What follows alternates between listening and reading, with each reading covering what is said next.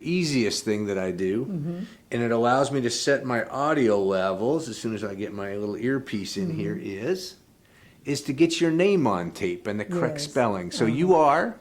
Vera Frida Conley. And what was your maiden name? Dixon.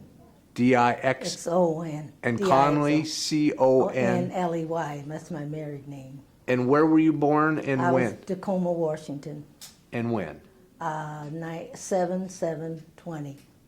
7/7. 20, yeah. Oh, wow. My wife really wants I'm my... 87. You look very young, and I'm not just saying that. I've met a lot of different people at different ages, and you look very young for your age. Oh, thanks. So you must be doing something right. I guess so. So you grew up in Tacoma? Yeah, I was born here, and then when my mother died when I was 6, and my dad sent us back to his mother in Columbus, Ohio. So I lived back there 6 years, and then we came back out here. Wow. And I've been out here ever since, yeah. So what's your heritage? Asian and black. And so what kind of where? Who's? My father was black, and my mother was Chinese. Oh, okay. And where was your dad from? He was born in Columbus, Ohio. So all the He family. came out, yeah.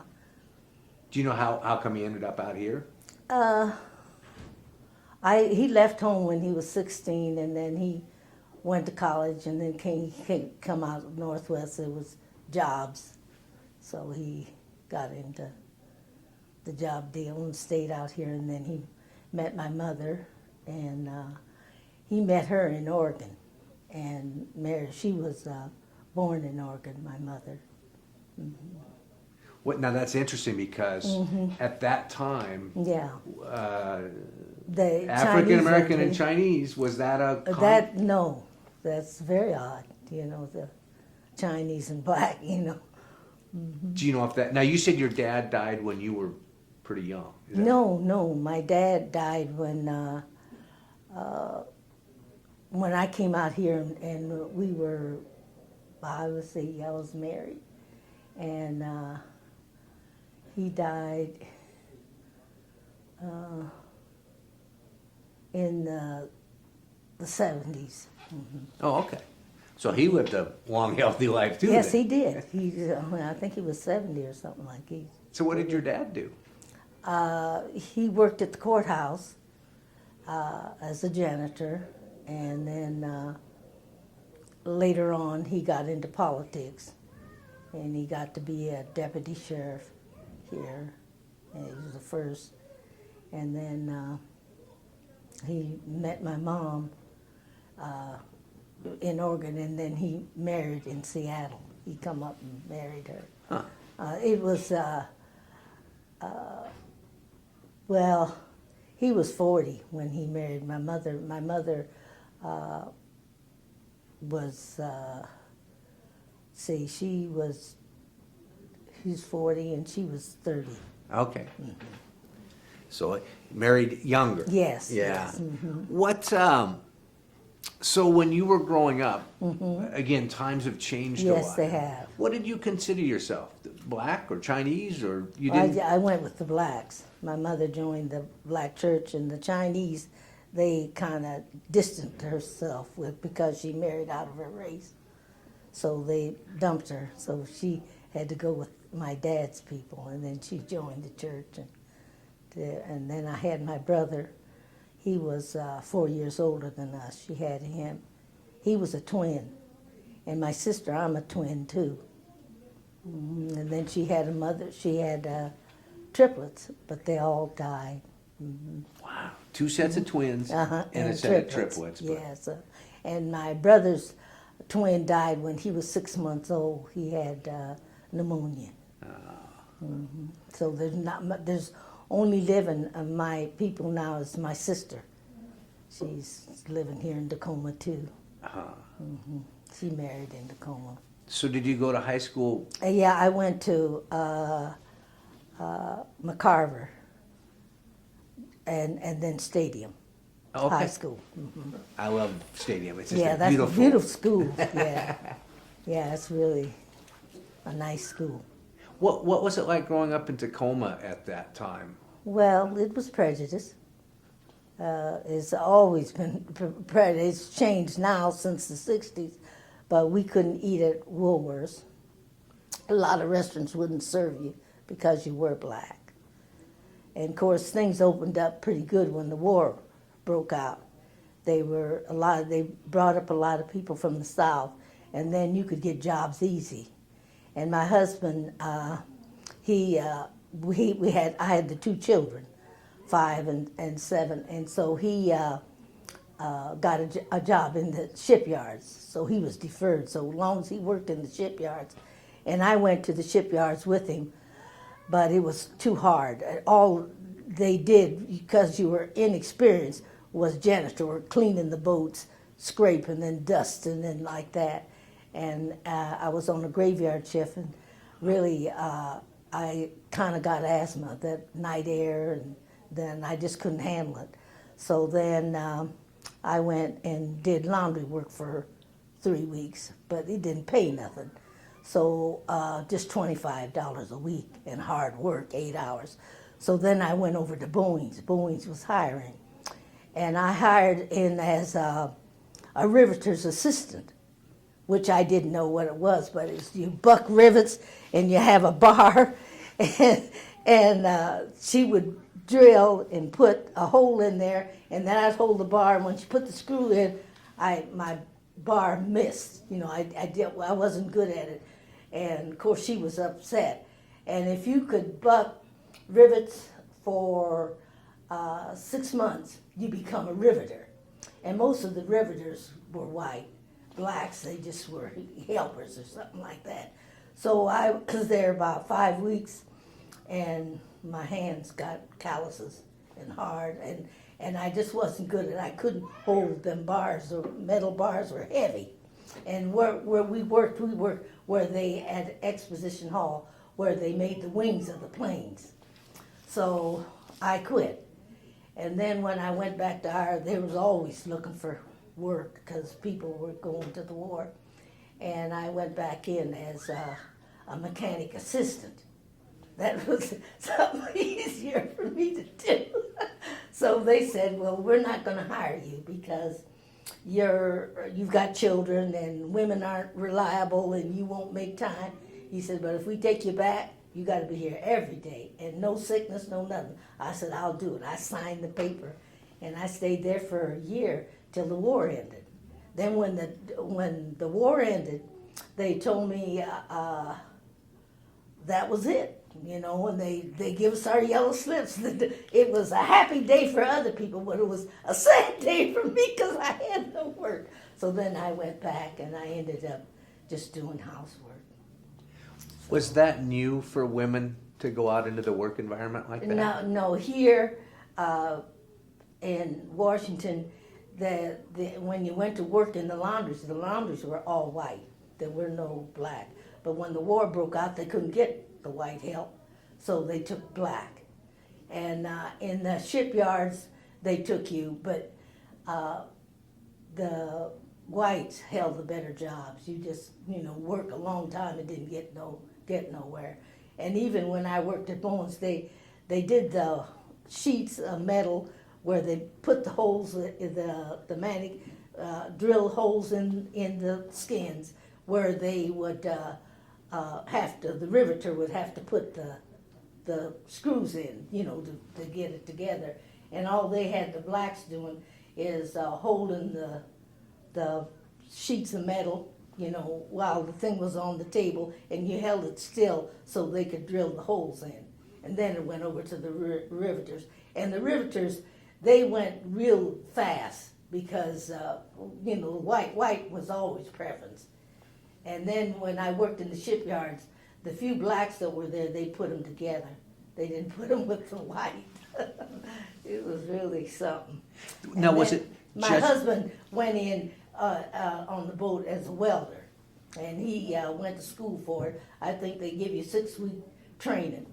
But most of the jobs, they wouldn't take you in the union. Blacks, they didn't take. They took white. So you were just like working not for permanent, just part-time. They just wouldn't give you a regular deal and give you, let you join the union, because they said they didn't take blacks. So even though you might be working side by side, doing That's this right. same And job, yeah, side by side, same job, but they still didn't, the whites had the better jobs, always. how was, and we'll come back to the shipyard again, and I'll That jump. shipyards was something. It was, I often thought, I don't see how they ever got the boats built, because there was so many there. And they'd come and people wouldn't make time. They made good money, but during that time, my husband worked and I worked, and we went on a graveyard shift. And lots of times, because I had the two children and my grandparents babysit, I'd be tired. And I'd go home and I'd just sleep the day. I'd come in at 7:30 in the morning, and I'd be wide awake. But on the shipyards around 3 or 4 o'clock, I was so tired I could hardly make it. And around 3 o'clock we went. They had a restaurant out there where you could go eat and then come back. And then I started getting all chugged up with cold, like asthma or something.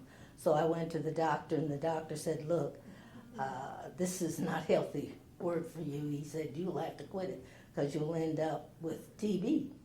So I quit that. That's why I went to Bones. Bones was indoors, and it was warm, and we had to wear earplugs because the noise is so loud, in there. And I lasted, the mechanic helped, but I never got to be a drill that push the holes in. The mechanics, I didn't get to do that. Now the shipyards were in Bremerton. The shipyards were right down here in Tacoma. Oh, right down Tacoma. Yeah, Okay. Yeah, on the wharf, yeah. So that was an easy commute. Yeah, well, I caught the bus. I lived up there on L Street in Center. So we caught the bus, went down, and then they had a bus to go over to the tie flats. And they'd take you over there, and then you check in. And it was easy to get hired. And there were jobs plentiful, because most of the men that had the jobs were the ones that were deferred. But they got pretty good jobs. The women had to really work hard to get what they got. But I didn't see any black women being riveters. They never become riveters. They just always was assistants. Give us a perspective, because, as time changes, Yes. when you got on that bus to go to work in Tacoma, Yeah, how many other black people were on the bus with you? plenty. Oh, there were? They shipped up a lot from Alabama, Mississippi. They come up here trainloads, and they offered them jobs and give them a place to stay and everything. They did good, and they said a lot of them bought homes after that. When the war broke out, you couldn't rent a place, so you had to end up. They were selling them, so they bought homes and stayed here. They did very well. The ones that come from the South. Did you end up with a black community then, or were they all hither? No, Tacoma, I'd say there's maybe 30% black. There wasn't that many, but during the war, more came up and they stayed. They didn't go back south because they did well. But you could go to a black church, and it would be not full because there wasn't that many black folks there. They were scarce until we didn't have a big black community here till the war broke out. Then it got bigger. Was there segregation among? The jobs. Well, no, even among the blacks that came out, because The blacks came. They went to their own church. They still didn't integrate. There was no integration till the '60s when they had all our fine hotels and restaurants downtown. They hired black help, but they couldn't stay there. And any celebrities that come through Tacoma, they had to get a sideline hotel. They couldn't go into the white hotel, but they could perform. That's the way it was. Was it more subtle than in the South? I mean, Yeah, well, with the only thing I can say about here, in the South, you were Jim Crow. You couldn't ride on the bus anywhere. Here, we could get on the bus anywhere, and we could go into the stores and they'd wait on you. Wars, but like if you went to the food counter or something like that, they wouldn't serve you. And the real fine restaurants didn't serve you here either. You just go there and sit. I was going to say, so if you went to Woolworths, was it like just being invisible? No, you just go into Woolworths like you go to any store. But if you went to sit up to the counter to get a hamburger or get a Coke, you just sit there. They wouldn't wait on you. And yet they pretended like they weren't prejudiced. And then out there at Mountain View Cemetery, they had white grave diggers. And the woman that I worked for, I told her, I said, look, you don't have no black grave diggers? I said, down south, they did all that work. Even like the brick masons and everything, they knew how, the people that come from the South knew how to do things. They were brick masons, they could build, they could do everything. The ones that lived up here in Tacoma, regulars, they couldn't get nothing because they didn't know how to do nothing. They hadn't gone to college and, and got the degree. But the ones down south learned it from the people they worked for. They put them in the work. They didn't do all that work. That was low work for them. And so it was really, my husband, when the war ended, he didn't have any job and everything. We had the 3 children, and he said that he needed a job. He couldn't get a job. So then he went down to Tacoma and applied for the city, to work on the city. And his mother worked for the commissioner's wife. And she said, there's no jobs for you, James. There's nothing. He said, look, the war's ended. I got no money. I got a family to raise. Please give me a job. I need it. And they said, well, all you can do is sweep the streets. So that's what they give him, sweep the streets. And he was glad to get it because it put food in our mouths. But it really was prejudice. Up north, they pretend like they weren't prejudiced, but they were, because you couldn't get the jobs. And of course, when the war come out, then they didn't mind sitting on the bus. They didn't mind working next to next. Some of them would come and say, I ain't gonna work next to you. And they said, look, if you don't work, you go home. And they fired them. So that's kind of integrated during the war. But then when the war ended, it went back to the same old thing. Mm-hmm. It's interesting because you had. And I told the woman, I said, look, it don't take it till, I forgot what they call grave diggers, some kind of big profession. I said, it don't take nothing and no brains to dig a ditch. She said, no, it doesn't. But I said, well, I see you don't hire none. They didn't. So it was something. As I said, it's interesting because history books leave a lot of things out. And kind of like you were saying, I think, is they make it look like that was all down south. Yeah, it was all down south. Oh, we're not like that. Like in Columbus, Ohio, they had the fine hotels and everything, and they had black help. But no blacks could go to them places, to be waited on or anything. They just hired them because they didn't want to do the work. And then, and like I say, in the neighborhood theaters, they had signs, white here and colored on the other side. That's the way it was. And then, like I say, the only thing I can see the difference, you could go to integrated school in Columbus. We went to integrated. Our grandmother put us in the integrated school, and we could go. And so they had black schools, and we wanted to go to black schools. And my grandma said, no, you need to go to the integrated school. You got to be, that's your privilege. And so we went to integrated school. And then, like I say, we could sit on the bus anywhere. But it was prejudice. Do you remember where you were when you heard about Pearl Harbor? Yes. I was here. It was a sad deal when it happened and it broke out. Everything changed, And then when we went to war, then everybody was worried about whether they're going to have to go and fight. And so my husband was exempt because we had the 2 children. and he had to work in shipyards. As long as you did defense work, it was okay. So prior to the war, would he have been able to get a job in the shipyards? No, they didn't hire. No jobs. So he didn't even want you at the city.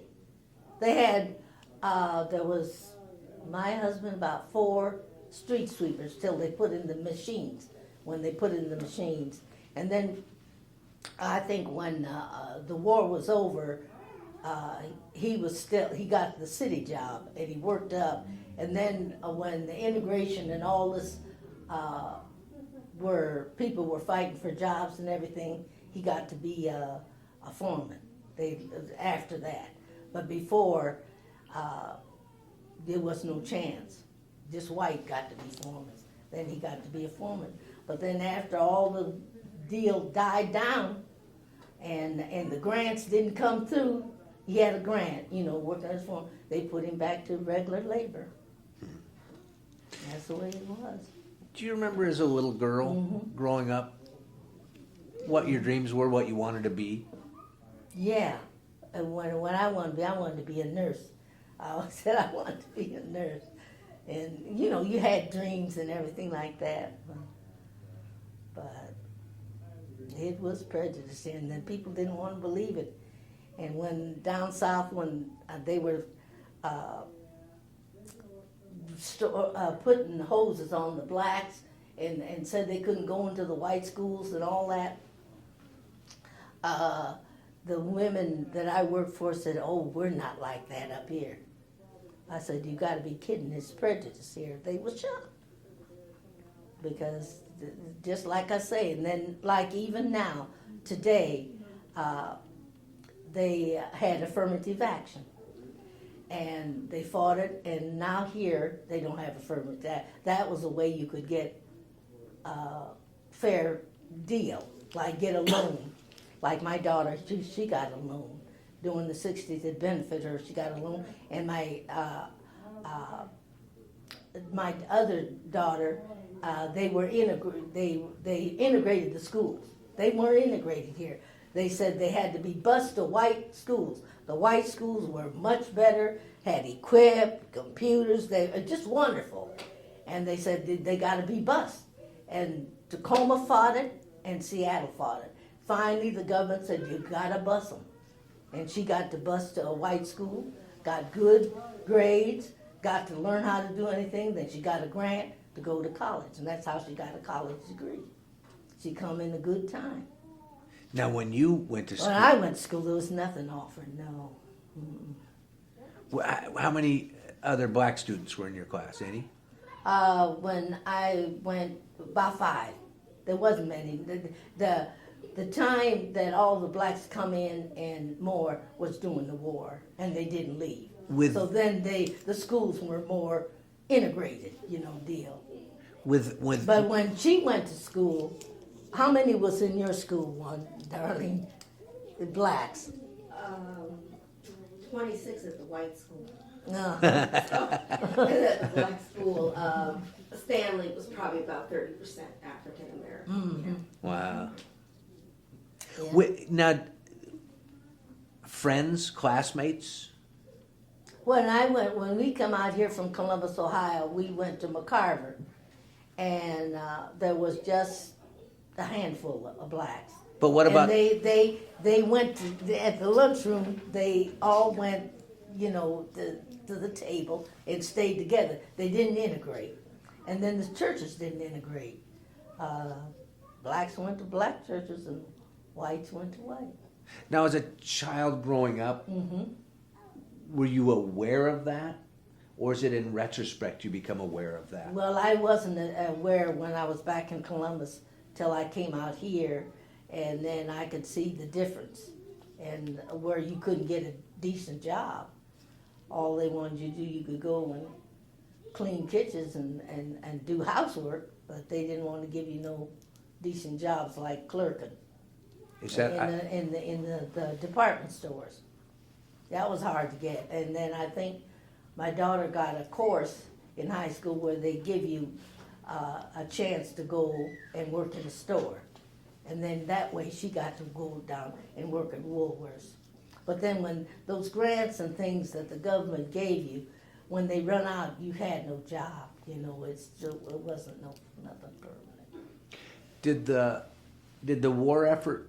See, now it's interesting because you have two things. Here the women Yeah. are starting to go out and be able to work. Yeah, they had to work. A little And freedom. they had to work side by side with you. There was one white crew when I was working down at the shipyard. They didn't want to work with me. And they said, you got to work or go home because there's no difference. They, you know, so some of them would quit. They just didn't want to. They were so prejudiced. Did the war effort open doors? Well, the war effort, I never gained nothing in the war effort because you couldn't buy nothing because everything was frozen. And we didn't work, I and my husband didn't work steady because if I didn't go to work, he stayed home and we didn't make any money. We really didn't do progress till the war was really over. That's when we got ahead and got a home and everything. But people just played around with the jobs. It was so easy. You could get a job, you know, easy and quit and go back, and they're glad to get you. Because I know some of the women that I've interviewed, they were a lot of white women that I've Yeah. talked to. For them to go get this job that at the end of the war they might have got let go, but it was the beginning of being able to go out in the work environment. Did And it open? then when affirmative action come, they had to give, if a company or firm had people, they had to hire 1 or 2 blacks, whether they wanted to or not. It was kind of a must. And a lot of people didn't like that. So, and it goes to show you, Tacoma was prejudiced because they voted down affirmative. They didn't like it. They said it wasn't fair to the whites. They figured that blacks was getting a free ride, so it was difficult. Now it's interesting how prejudice happens and segregation and all that. Right. Did you have any? And of course, I went to a black church. When they did go, and now and then you see a few whites, and then where the blacks, like even Fort Lewis, segregated the black and the white. Now, say if a black man was married to a German woman, and there were German women and blacks, well, they put them together in the deal. They didn't put them, you know, they didn't mix them up. And if the black was married to a white woman, which was mostly the ones coming to the war were German women, and they segregated them at the post. They had to go in one section of town. Did you have any Japanese friends that maybe got interred or anything like that? No. Do you know? Japanese. You could go to any Japanese restaurant or you go to a Japanese hotel. They'll take your money and everything, but they don't socialize with you.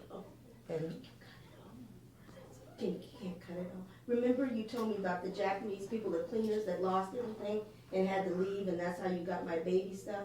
Because they had to sell everything. oh yeah, when the war broke out, it was a sad thing. They put them all in concentration camps. And I knew some Japanese people that lived in the neighborhood where I was. They didn't associate with me, but they spoke to me, and you know, like that. And so they had to sell their stuff for nothing. And so I got a lot of their clothes and everything, you know, and the baby basket and stuff, they sold to me. And then they put them in concentration camps. They were and then they run Market Street. We had a Market Street where vegetables, they kind of run the whole business down there. They took that all away from them. And when they come back from the war, they lost all that. They lost all their homes. They couldn't have nothing. They did them really bad. So they had kind of like a Pike Place market. Yeah, like it was like Piper's market. Truck farms and truck farms and everything. They were very good at it, and they had quite a bit. They're a thrifty race. They help one another. You know, the families come and get it, and they make good. They had good money and everything, but Uncle Sam took everything away from them. So what did you think about that? I mean, I thought it was terrible. Were you aware of what was going on? Yes, that time, yes. I thought that was just a terrible thing because they didn't concentrate the Germans. So it was really, they had a hard time. And the Japanese had a hard time. And that's sad to think of them having to sell all of their... Yeah, they just had to give it away practically. And then they joined the army and they put them in the front lines to be bumped off. They didn't give them good jobs at all. They were really cruel to the Japanese. Did you have any relatives that went in the service that you know of, or? I had my mother's brother. He was in China, and I think he lost an arm over there, and he come back to the States. Yeah, but like my mother, when she married my father, the Chinese people just didn't have nothing to do with her. He did, the brother. He always was good to us. And Prejudice is interesting. It's interesting because you use the term black. Yes. And I interviewed a woman last week, and she was from Baltimore originally, and she said that if you called her black, that was an insult. And she went through and delineated everything for me, that she was darker skinned, and so that was black, and then this was Negro, Colored, and this colored, and that colored. Everybody was upset about that to say they were black, but you got 1 ounce of blood, you're black. So that's the way the white people just analyze you, you know. When you were working at the... And as far as to go, I didn't have that many friends because when I went there, they figured because I was a half-breed, I thought I was better than them. And they kind of snubbed me. So I didn't have them friends, being a half-breed. Can't win for losing, can you? No. Huh.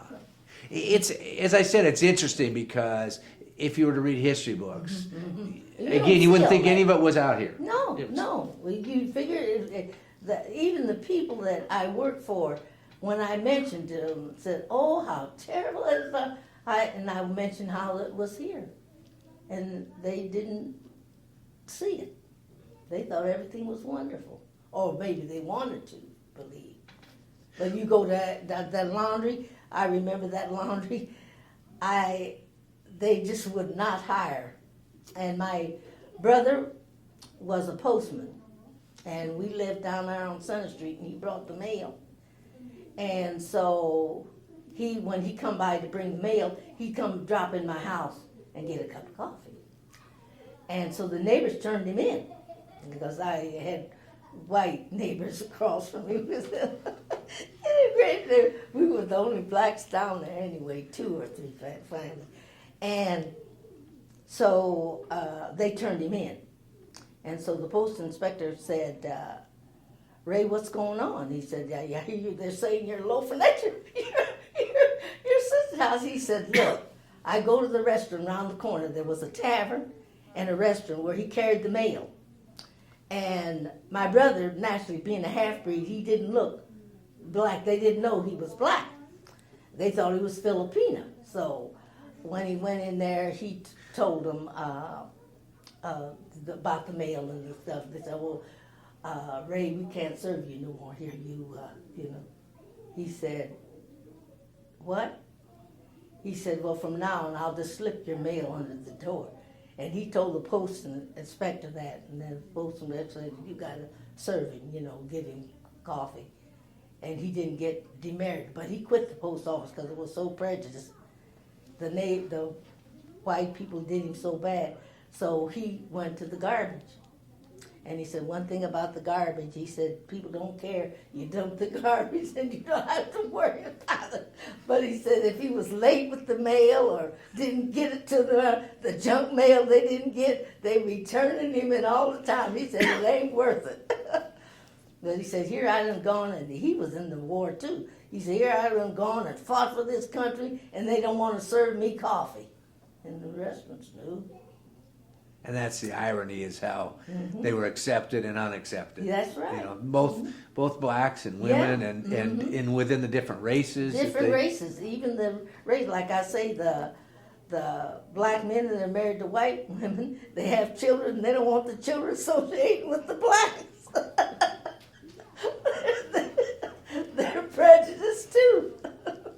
Now you talked about the laundry. Uh-huh. Was this like a corner street laundry, or what was it? It was the whole block. There's a laundry and a tavern. It was on Center Street. It's Center Street's still there, but and the laundry's still there, and then there was a tavern. And So was it where people yeah, would bring and drop in my it? neighborhood, and when he come down my block, he brought the mail. But with laundry, was it people would bring their laundry and drop it off? Yeah, the people. Yeah, they take your laundry. You go in there. Blacks could take their laundry and then pick it up, but not to work there. There was no jobs. You could bring your laundry. They'll take your money and do your laundry, but that's it. Huh. And then we had Wonderbird Bakery. They didn't have no blacks in there either. And this is up north. And of course, in them days, being a postman was a good job. You know, you could get into steady. But like my brother said, it was so prejudiced. Because he worked in a lower class white neighborhood. Maybe if he's in a better class neighborhood, it wouldn't have been so bad. What did you do for fun? Oh, well, During the wartime? We had our own clubs. They had clubs, and Where were I think some we of had one club. But we didn't have no big halls or anything. If we had something, we had to rent it from the white people because we owned nothing. They didn't own nothing. I think right today, the Colored Women's Club, they got a club, they own that. And then we got a cabaret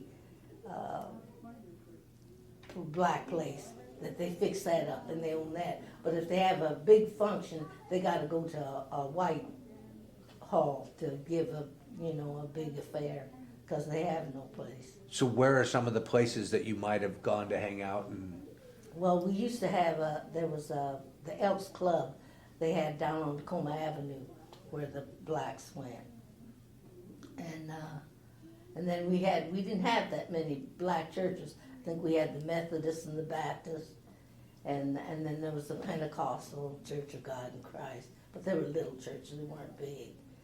Bethlehem was the biggest church, and they were next to St. Joseph Hospital. St. Joseph Hospital bought them out, and then they moved out on the east side and built a church. But we didn't have no real big churches till after the war.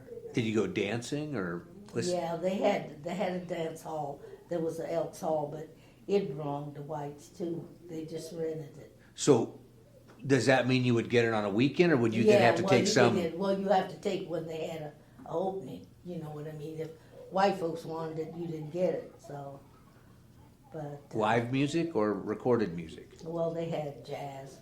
Who do you know? Who were some of the people that came through? Or Yeah, there's some that. All your celebrities came through to our theaters. We had three: the Music Box, the Roxy, and the Rialto. And then when, like, say, Cab Calloway or all your celebrities came through and played at the theaters. And you could go to the theaters that they didn't say you didn't have to go, like, say, down south in Virginia. You could go to the white theater, but you had to go around the alley and go up 5 or 6 flights of steps and get up in the last 4 rows in the balcony and pay your money. But here, you could go to the theater. And it was cheap then. All the celebrities came out here. The Mills Brothers and had dance. They rented dance halls. They had their Evergreen Ballroom. That was white. Well, they went out there and played, and then you paid the money. The blacks could go to that. Evergreen Ballroom down I think by it's Nisqually. Yeah, that's Yeah. it. Yeah, that's it. That's where they rented it. Wow, The that's celebrities. a commute though from Yeah, here. that was, but that's the only place the big celebrities come. And they all came through during Depression days. You could go to the theater for a quarter a night so it wasn't that high. What about dating? How'd you meet your husband? Dating. Well, let's see. How did I meet him? Oh, at the church. Yeah, he would come to visit the church, the Sunday school, and that's how we met him. And he was a Church of God in Christ. His family were. And so that's how we met him. But And there what wasn't that many. A lot of the girls ended up marrying servicemen. They'd go out to Fort Lewis and find men, and that's how they had USO, and that's how a lot of them married servicemen. But that's the way it was. Did you date long, you and your husband? I'd say. I married him at 18. I was just turned 18. And about 2 years. And I was going to Stadium then. And he was going to Lincoln. He went to Lincoln High School.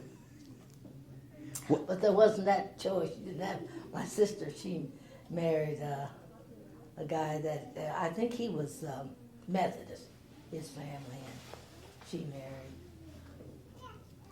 And then she rented, the Japanese would rent to you. They had hotels and restaurants. They would take your money and not segregate against you. But the Chinese didn't. Go to a Chinese restaurant, they wouldn't serve you. What was a date like with your husband? What did you guys do for a date? We would go to a movie. That's it. We didn't do much. And then if they had a big dance, if an orchestra was coming through, we'd go to that. Formal dance? I mean, formal dress? Yeah, Or some of them were formal, yeah. I was just talking to somebody about that. Oh, it was the lady I just interviewed, and she pulled out all these pictures from her childhood. And the gentlemen, I mean, they were dressed to the nines. Yeah, well, they would have here black and white ball, where white, the men wore tux and the women wore white formals. And they had good affairs, and they had a boat down there, top of the ocean, that was down on the waterfront. And they'd rent that place and have big functions. Like I say, if the blacks wanted something, they'd have to rent a place. Now, it's interesting because if you were to look at cartoons of the time and look at films of the time, Right. they generally, in a broad brushstroke, picture the blacks as being uneducated, Yes. no that's college, right. No college. no career jobs. How inaccurate or accurate is that picture? Well, like my son went to Lincoln, and when the 60s was coming on and affirmative action, he got a scholarship, and because he was real bright, and he got a appointment to West Point. He did West Point. He went there the 4 years, and then he was in the Vietnam War, and he got honors and everything. He got that. And Jack Tanner, that was here as a lawyer, he got in the grant from one of the congressmen or something, put his name in, so that there was a black person qualified, they would give him the appointment to go to West Point. So he did West Point, and he went to Vietnam and got honors and everything. He lives in Michigan. Mm-hmm. But now you mentioned your dad went to college. Oh yeah, my dad, yeah. And that's it. A lot of times nobody. Yeah, for his time coming along, he's really a pioneer of wars. He come out here during the 30s and made good. He had a college degree, and he's in the who's who, black who's who. Yeah, he did very well. But that was unusual. But he, like you say, he come out here with the old timers where there wasn't much for the blacks. Like if you was a barbershop, a man that did hair or something, it was considered something big. It wasn't, and they just did it for the fine hotels, because our fine hotels would hire black, but they couldn't participate in the place. When Lena Horne come through here, she couldn't stay in one of our fine hotels. Wow. She was segregated. Huh. And yet they want to say it wasn't prejudice here. How aware of the war going on were you? I mean, did you see newsreels or? Yes, we would see the movies of all the wars. Yeah, but it was the whole time was war movies. You know. Did you live in fear here, or was that so far No, away? No. Mm-mm. I was worried when my boy got appointed to West Point, the city. The people, we had to be so careful. Nobody knew about it because they figured these white people had their sons and they didn't get the appointment. They'd block it. So we had to be so careful not to tell anybody about it and everything. And he got it and he did his success. And then Darlene got a scholarship to Northwestern. She got a grant and got her doctor's degree. She's got a doctor's degree. I know. So my kids did very well through the movement. Do you think that? And then my other daughter, Juanita, that's in California, she went to Berkeley, and she got a degree, a bachelor's degree. She did good too. But like I say, they come in the time where money was appropriated and they got chances to do something because we were poor. We didn't have that kind of money to pay for college or nothing like that. And then they paid their grants back. Do you think that World War II and what happened during the war started to open those doors? Yes. Was that the beginning of a That's the transition? beginning, yes. I think there's some irony that it was 40 It years helped. ago today that Martin Luther King was Right. That assassinated. was a sad day when that happened. Yeah, and then the two Kennedys assassinated. That was a terrible time in that time. And they was to be, and why the Kennedy, they were kind of jealous. They figured they were going to do too much for the blacks. And they just wanted to get rid of them. They were a threat. And, but I don't know whether they have that threat now or not.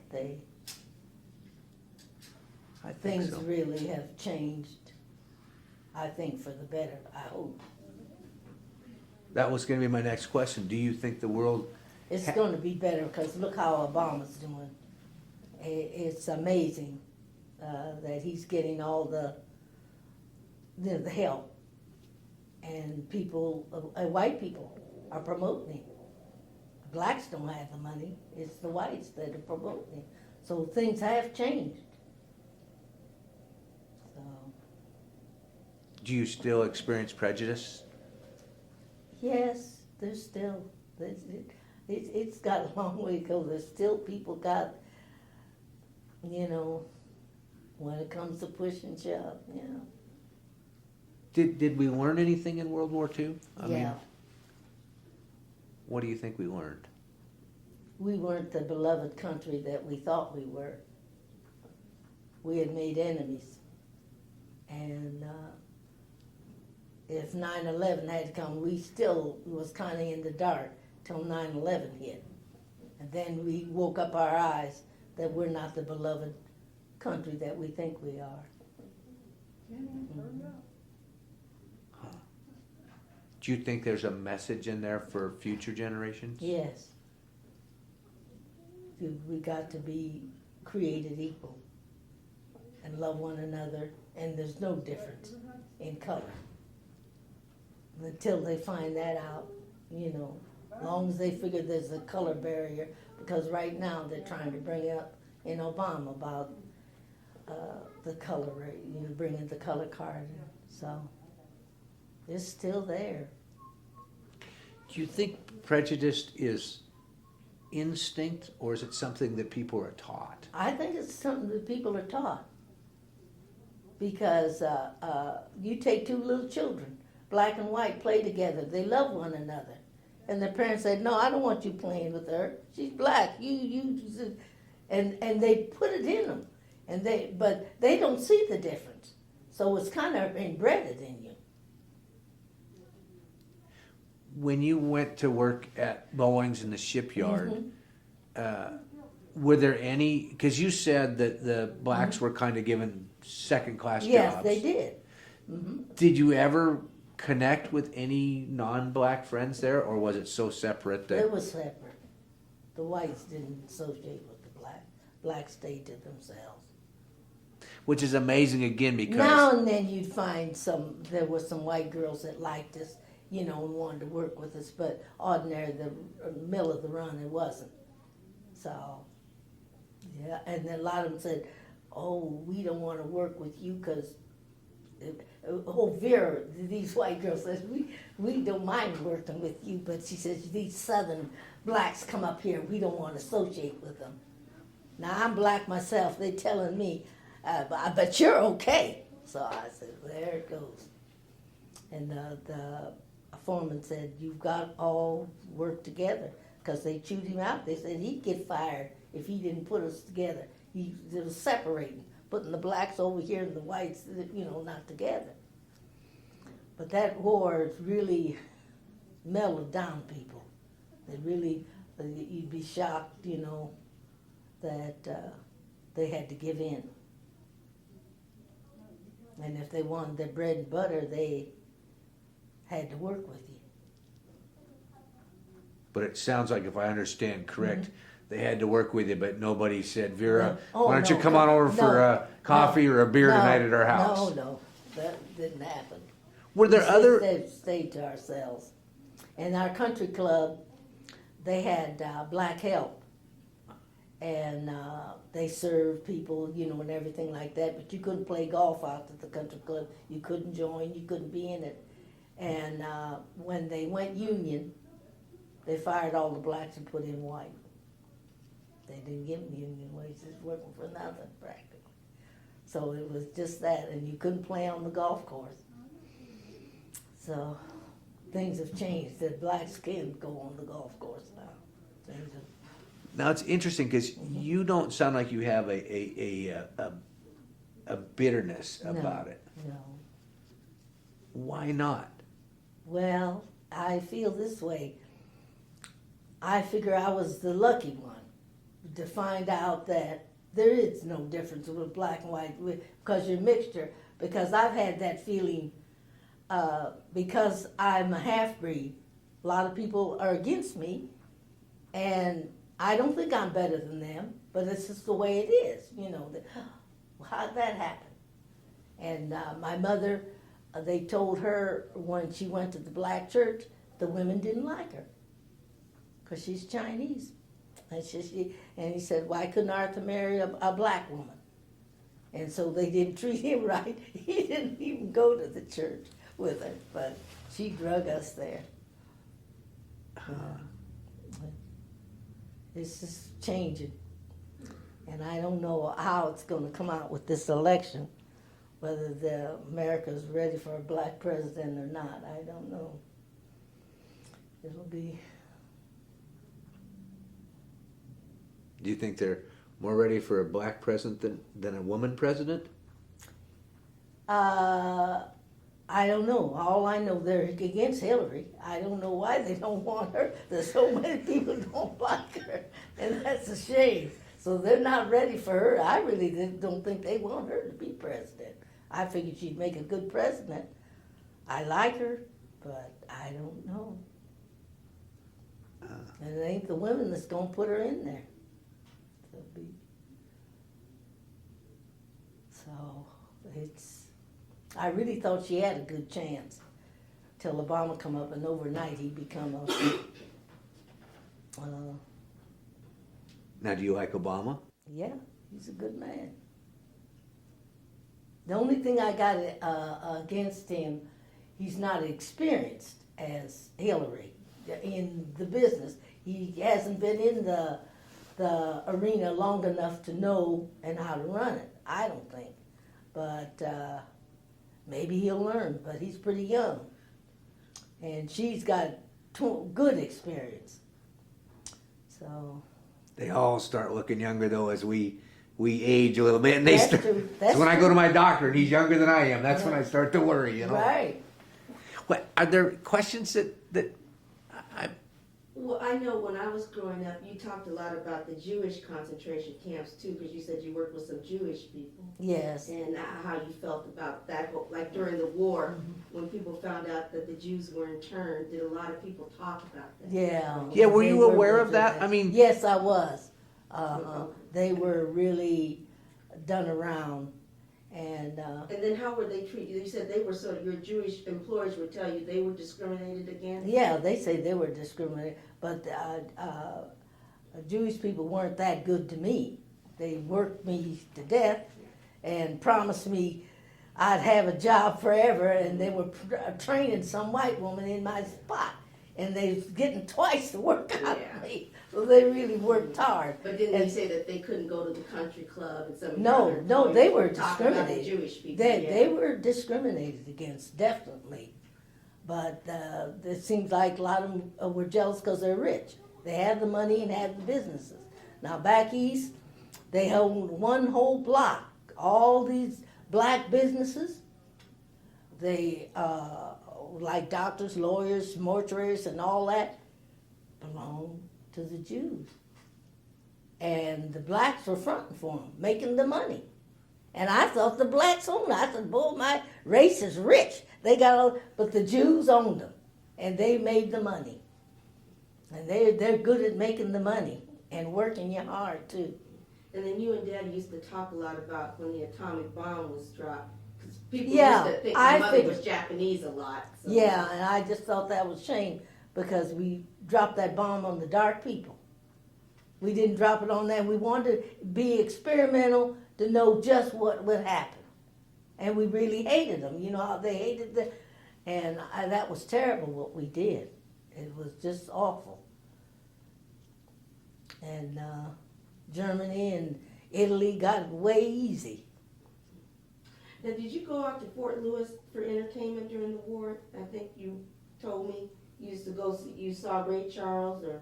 Yeah, the military used to have celebrities come out there, and my sister married a serviceman, so we went out there for entertainment. Did they segregate the clubs when Yeah. you went out there for entertainment at Fort Lewis? No, yeah, I noticed that the black men that were married to white women, they were put in one section, and the Japanese and the black are put in But I another mean, section. when you They went- didn't put them but you together, went to the but when you club. go to the club, it was integrated. Where the white people in the club? Yeah, Uh-huh. yeah, they were a joint. They were integrated. Yeah. So what was the club like on base? Just Oh, very nice. The clubs were just wonderful. The beautiful hardwood floors. The Army really had good entertainment and good food. did they have drinks too, or just food? Oh or- yeah, you had drinks and everything. It just and the servicemen, like the sergeants and they had wonderful quarters. Them houses were brick mansions, had coal stokers. They're just like just gorgeous.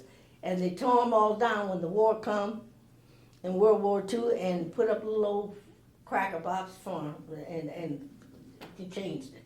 Got rid of them, said they cost too much upkeep. The coal stokers, and hardwood floors, they just made low cheap stuff.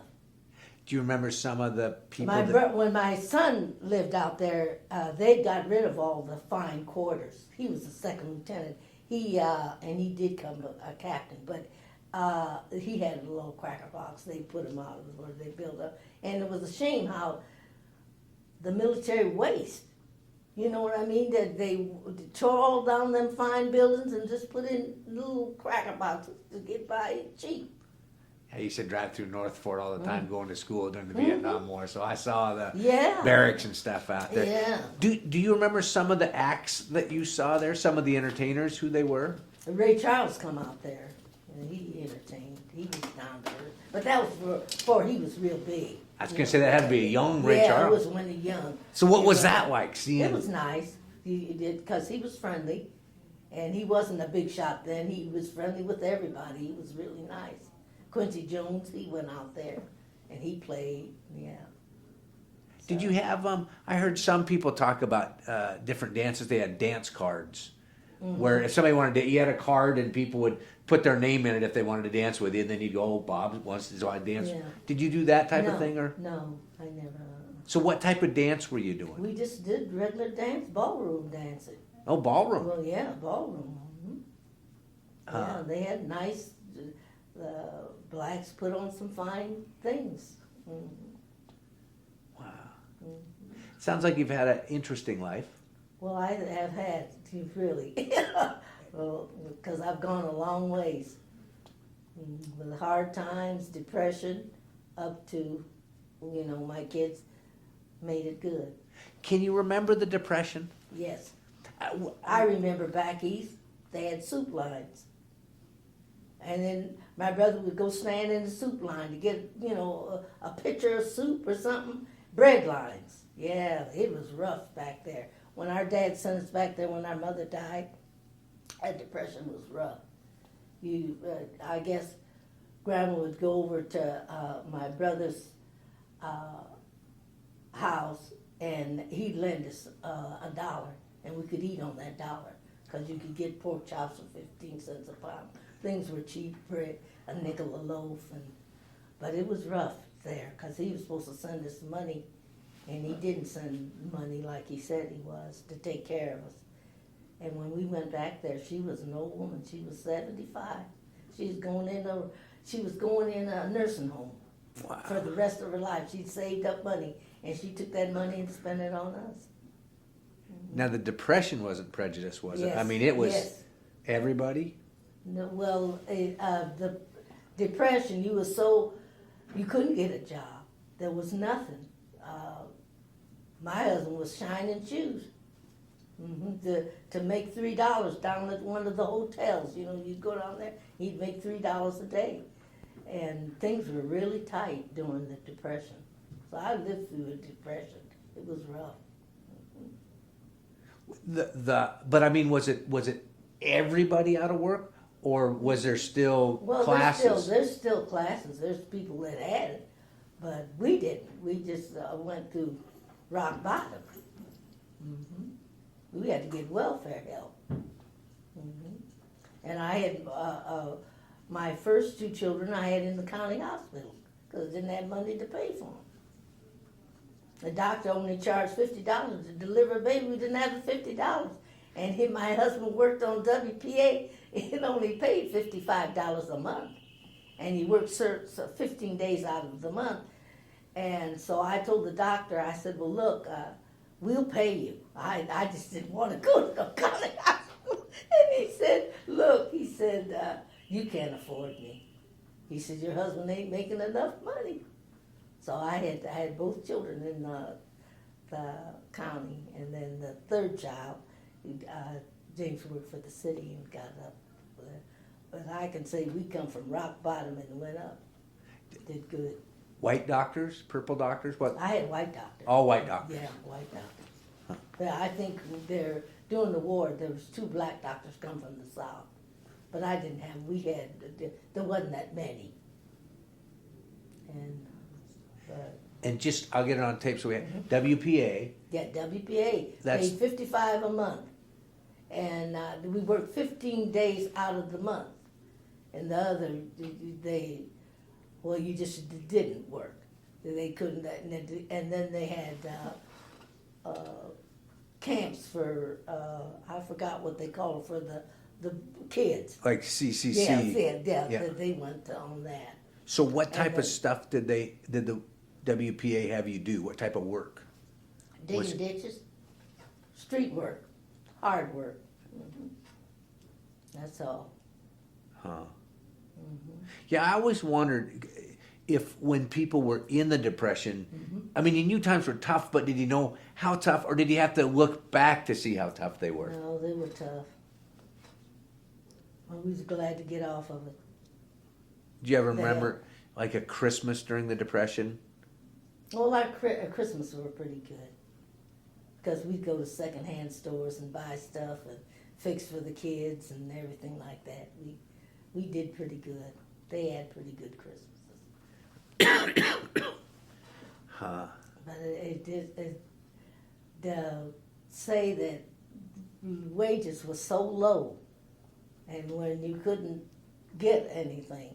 When I first married my husband, like I say, he couldn't get any money. And then my father, he went down to the legislature as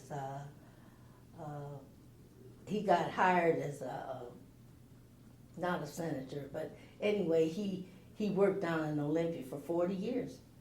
And every year he went down there, and then he worked at the courthouse. He was a janitor, and he made $100 a month, which was good money in them days.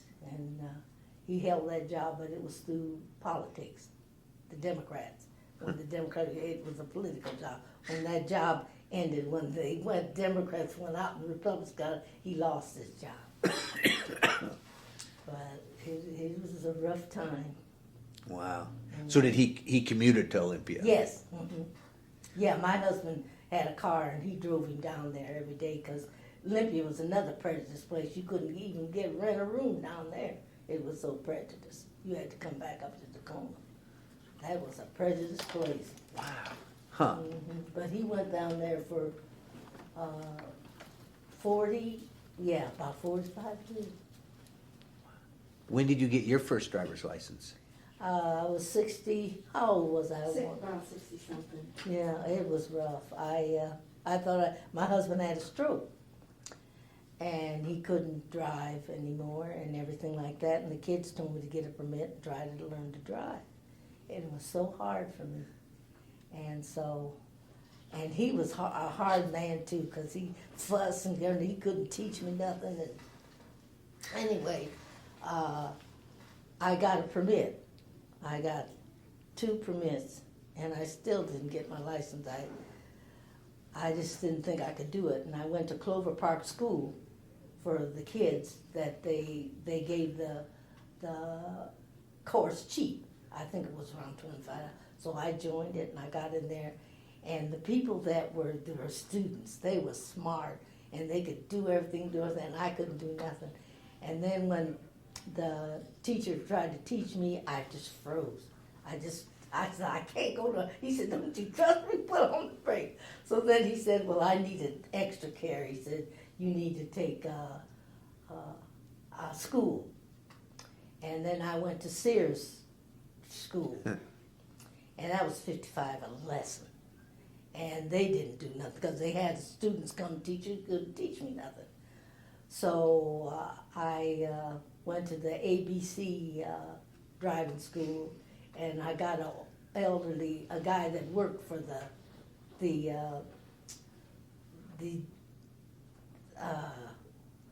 motor vehicles. He was retired, and he was very gentle with me and everything. So I went back to get another permit, and they said, ma'am, we don't give no 3 permits. What's happened to you? You mean you haven't made it yet, and you fucked this? I said, yes. He said, well, what's your problem? I said, I don't have a car to practice it. He said, well, that makes sense. So give me a permit. And then this guy helped me, and he told me, don't worry about it, you'll get it. He said, I have a little Japanese woman that she's flunked 5 times, and she's kept going back. He said, don't give up. He said, I know these young people get in here and do. So anyway, he took me out the first time, and you figure with a teacher, you'd pass. I flunked. So then he said, don't give up. He said, we'll try it again. And then I went back out and I passed. So the kids kept saying, Daddy ain't gonna let you drive. If you don't get your driver's license, he ain't gonna let you on that permit. So I finally got it. Now, why didn't you get one when you were a lot younger? Was it not acceptable, or? No, he didn't want me driving. He did all the driving. He did everything. He was a man that was very independent. He did everything. He wrote the checks. He just did everything. He didn't figure I could do nothing. But then I had to end up driving him around. But that did give me independence when you learn how to drive.